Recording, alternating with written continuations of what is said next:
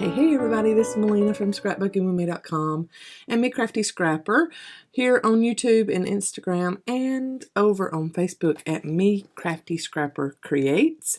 Today I wanted to share with you, first off, a little different look on my desk. I got a new mat. The blue one that I had, I don't know, it was making my workspace darker to me, and it was doing a little bit of weird stuff to the camera. So I decided to get me a transparent one. It's a little on the grayish transparent side, but I love it so far. And my custom made desk that was getting covered up by that blue mat that I'd had for a long time now was all, I mean, you couldn't even see any of my desk anymore. And I got the desk made custom by a friend of ours, and you never could see it anymore. So now you can still see the natural grain and stuff in my desk, my desktop. So anyway, new mat, new look. I wanted to share with y'all how I assembled this journal. If anybody wants to journal along with me, make one of these and we can, fill it up together, then I want you to know how to assemble it. And I have already gotten quite a few comments and questions about, okay, how'd you put that together? Is that handmade? Yes, every bit of it's handmade. And let's get into how I put this together.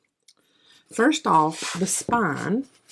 And I've had quite a few questions of, how did you get it to curve like that? It will naturally do that when you put in your 3 signatures. I promise you that one, because it started out as just a 3-inch wide spine that is as tall as my journal. Now remember, in yesterday's video, I told you that this is 7.5 by 9.5. So that's my measurements of my front and back cover.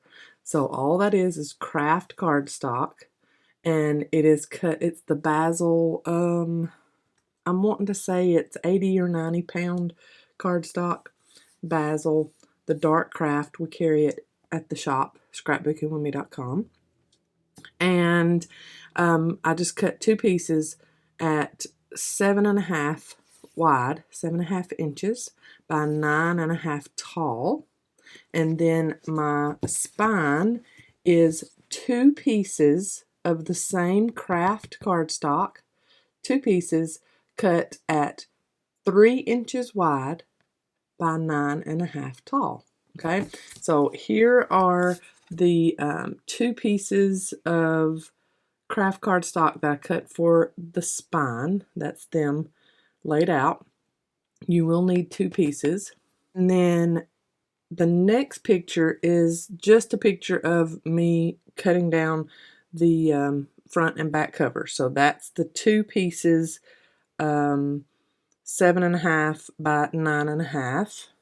So you'll just need 1 piece for the front, 1 piece for the back. But for the spine, you're going to need 2 pieces. Okay, so let me go ahead and write this, and then that way if anybody needs a screenshot at the end, they can do that. So front and back covers, and those are 7.5 inches wide by 9.5 inches tall. And then 1 piece each. For the spine, 2 pieces cardstock, cut 3 inches by 9.5 inches. Okay, so that's what we got so far. And I will show you the assembly as far as how I laid that down to put it together in a minute. We're going to cover how I did this front cover. Now, we're going to cover how I did the front cover. How you like that? These were cut with my Big Shot, Sizzix Big Shot machine, die cut machine, with my circle dies. And let me get you the measurements on those circles. I used, this one looks like it's about 3 3/4, the back one, and then the smaller one is about 2 3/4. So 3 3/4 inch circle and a 2 3/4 inch circle. If you want to do that, if you have a die cut machine, fine. If not, put down a big cup on some pattern paper and cut around it. Cut your 2 circles. So that's how I did that, and here's the picture of me cutting this part, and then the next picture is for the extra journal that I cut, is where I cut that small part right there. That's the next picture. And then next is where I put both of the circles, the little decorative circles in the middle. I put both of those into my embossing folder. I have not embossed in years, probably. It felt like it anyway. Trying to figure out how I needed to put those embossing folder or circles inside the embossing folder and get it to run through. So anyway, that is a Sizzix, I think it's the pillow embossing folder, but it's a Sizzix embossing folder that I put through the Big Shot, and it made the design on there. Okay, and then the next thing I'm going to show you is what I did as far as to age this, and this is a little short video. It might be a little shaky video because I'm holding my phone with one hand and showing you what I'm going to be doing to this with the other hand. So here's that.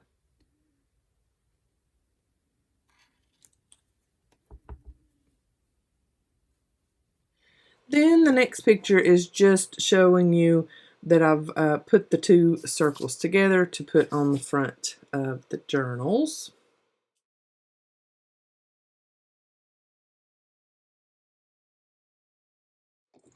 All right, then next is this chocolate piece. So I just got a contrasting piece to put on top of my craft cardstock, and this was just like a chocolate brown color. And it is cut 5.5 by 8.5. That's what I cut that chocolate brown piece at. So let's see, layered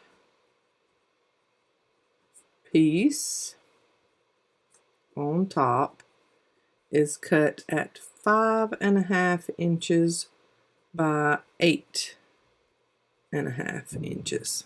Okay, so that's the chocolate brown piece, and then I sewed around just a straight stitch around and did my back stitching in this one corner and have my little tails of string there. Like it like that, so I just left it like that. And then the next picture is just showing me putting that chocolate brown piece on top of the craft piece after I had sewed on it.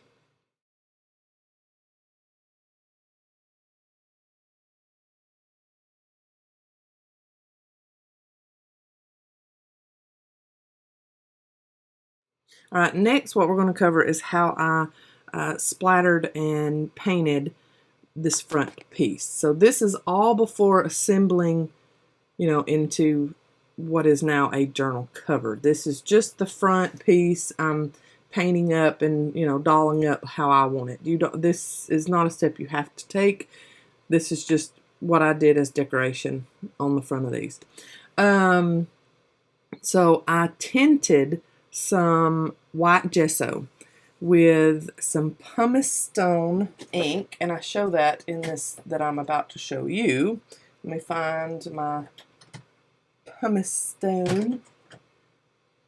Yep, there it is, pumice stone re-inker, and I just tinted the white gesso, and then just used a little spatula, silicone spatula, and painted it on. So that's what I'm showing you in this little video clip.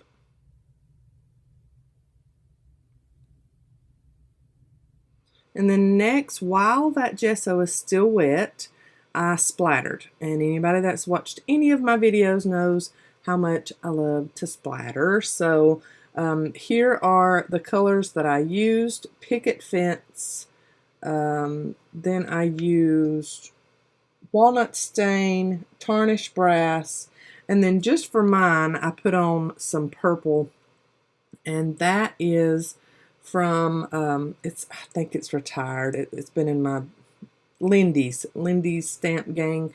It's a purple that I used just on this one. I didn't use it on the one that I will be selling, just because this had some nice purple in the background.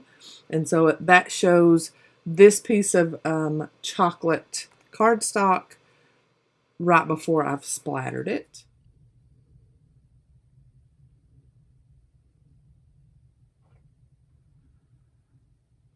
And then next picture is going to show how it looks all splattered for mine, and then how it's going to look with this on top of it there.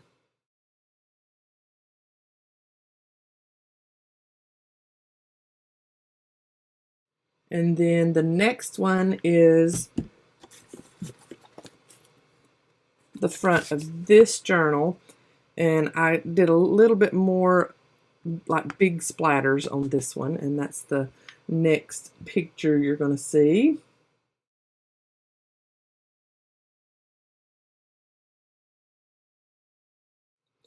And then me showing how it's going to look when I put this on top of it.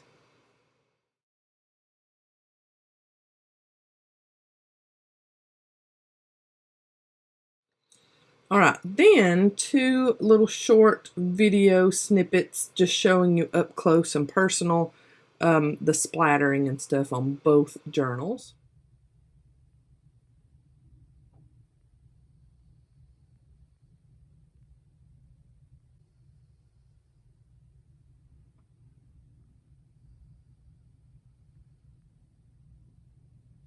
And now, after everything is dry on your front cover, whatever you're going to do on the front cover, I didn't show this, and all this is a piece of lace from Taperlogy. And what I did was put down my Fabrifix, just put a line of glue right there.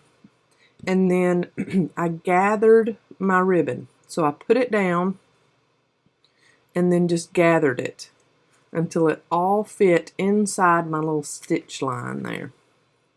That's all I did there. I showed this in yesterday's video, so be sure to watch that. I will link this whole series in the description box below. And now for assembly. You will see that this cover is overlapping that spine. Same here, the back cover is overlapping this spine. So what you're going to do is lay out your front cover and your back cover, okay? And your spine is going to go on the inside of both of them, okay? And you're going to put your adhesive on the very edge of your front cover. I used, I think it was 1/4 inch, let me find it. Yep, 1/4 inch score tape. 1/4 inch score tape is what I use. So I just put one line of score tape down my front cover on the edge and down my back cover on the edge, lined it up on my mat, and then I placed it on. And here is the picture of that when I had it laid out.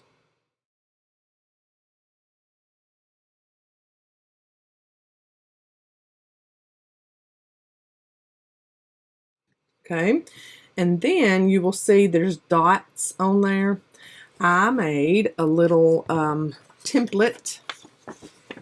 Here is my template. Just a piece of copy paper that I made as tall as my journal. And the holes that you see in that picture, I'll show it again. The holes that you see in that picture, that's really just dots right now. I haven't actually made the holes yet. That's just dots. So I lined it up how I needed to put in my 3 signatures and where my middle was and all that stuff, and put my dots on that spine. And then I glued the spine to my front and back cover. Okay, so it's just a 1/4 inch over on the back cover and a 1/4 inch over on the front cover. And you can feel the edge of that spine under my washi here. If I had not glued down my washi all the way, I would pull that back and show you. But you can feel just the 1/4 inch edge of that spine, that 3-inch spine, is underneath my front and back cover. Okay, so that's how you're going to lay it down, and that is going to give you your journal cover. And then you're going to mark, if you're going to do 3 signatures like I have, you're just going to mark where middle is and all that. Okay, so here is my marks. I'm going to give you just kind of rough estimate, because it doesn't have to be perfect, but if you want a nice lined up spine evenly, this is what I did. Okay, so my middle marks are at 4 3/4. So these are 4 3/4 inches. That's what these are at. Okay, and then my bottom is at 2 inches. My bottom holes for signatures are at 2 inches. And then my top holes are at 7 3/4 inches. Okay, so we have front cover and back cover. We have a tall journal that is 9.5 inches tall. Okay, so that's why I have my holes for binding in my signatures at 2 inches, 4 3/4 inches, and 7 3/4 inches. That's where my holes were punched for my three hole binding of my signatures. Okay. All right, now the next 2 pictures that I show you, the next picture that I show you is the journal after I have put on the spine, glued it on, and then I run my bone folder along where I put that score tape to really burnish it down, both front and back. And then I just show you what it looks like after you put that spine on. And see, I don't even have any signatures in that picture, but it's already doing its own little curve. Okay, so someone had asked, how do you do that curved spine? It just naturally happens. I'm just telling you, it does. It naturally happens. Now, if you want to, before you put in your signatures, if you want to run your bone folder along inside your journal cover like this, just to get, because you remember, your spine is 2 pieces of craft cardstock, and they're glued together.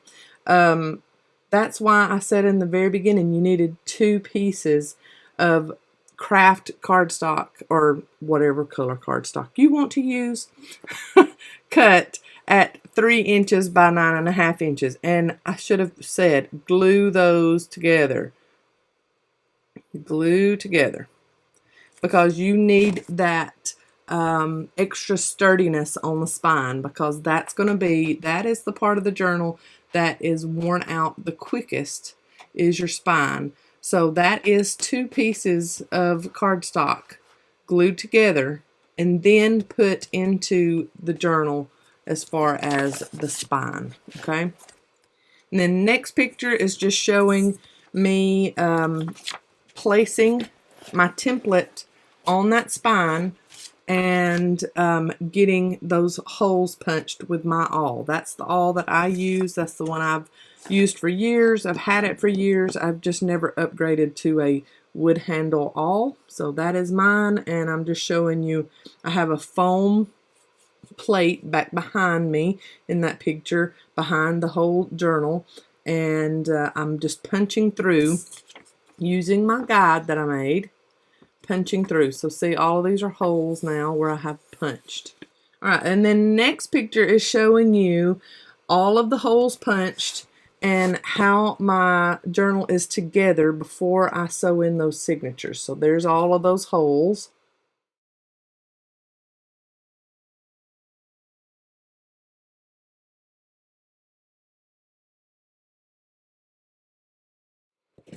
All right, and then lastly, before you start sewing in, and I have shown how to sew in a 3-hole binding system many times on here. So you can watch any of those. I have not shown that in this, but what I did do is for each signature, I used this little template that I made myself.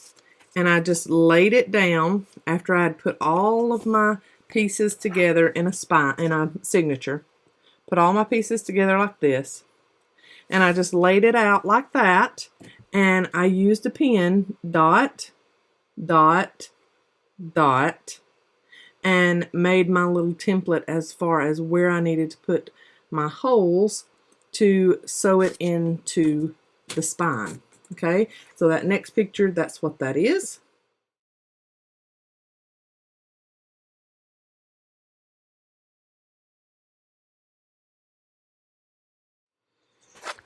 And I will leave links in the description box below as far as how to sew in a signature when you have multiple signatures to sew in.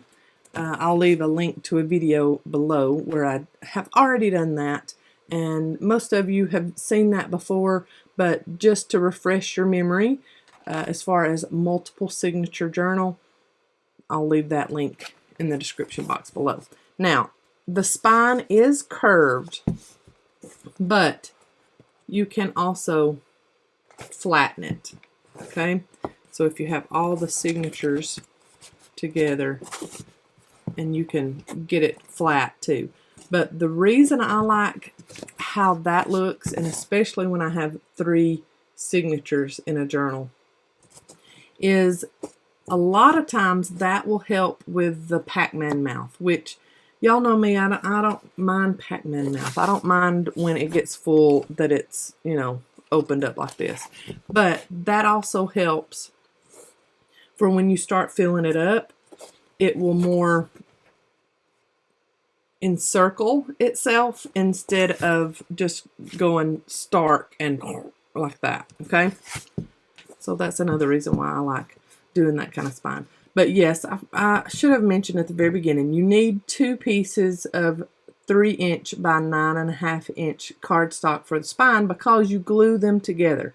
And I used a mixture of my score tape and liquid glue to glue the 2 pieces of the spine together, and I let those dry while I was decorating the front. So I should have mentioned that, sorry. But then you just glue those 2 pieces together, and that's going to give you your really sturdy spine. And I have not had any cracking. There is no cracking whatsoever, but Basil cardstock is very good about not cracking anyway. So this is 2 pieces of cardstock put together, and I have really not had any cracking at all. I don't see any. So anyway, that is how I assembled this journal and the other journal that I will be selling once I hit 20,000 subscribers. So y'all share. And when we get to 20,000 subscribers, I will be selling this one on the website. I can't wait for somebody to get one like mine. It's almost twin and a journal together. But now that y'all know how I assembled this, y'all can journal with us too. I would love for everybody to journal along with us, and we can have a little journal club. How about that? All right, if you have any questions, I hope that I've covered everything that you would have had questions for, but if for some reason I didn't cover something, y'all let me know, and I will answer them in the comments below, and I'll pin it to the top if anybody, has the same question or whatever. So here are the measurements. So here's the template I'm going to put. This is 3 inches wide, and it is 9.5 inches tall. Okay, so there's my template. 3 inches wide by 9.5 tall. That's your spine. And that's your template you're going to make so that you can line up your signatures. Okay, and that's the measurements. And then here is, if anybody wants to take screenshots, here you go. There's your measurements and instructions for assemblage. Okay, all right. If you have any questions, like I said, feel free to ask. Let me know, and we'll see you in the next video. I've got a Scrapbusters challenge coming up for the week, and then we'll get back into these journals. Y'all have a great day. I'll see you in the next video. Love ya. Bye, y'all.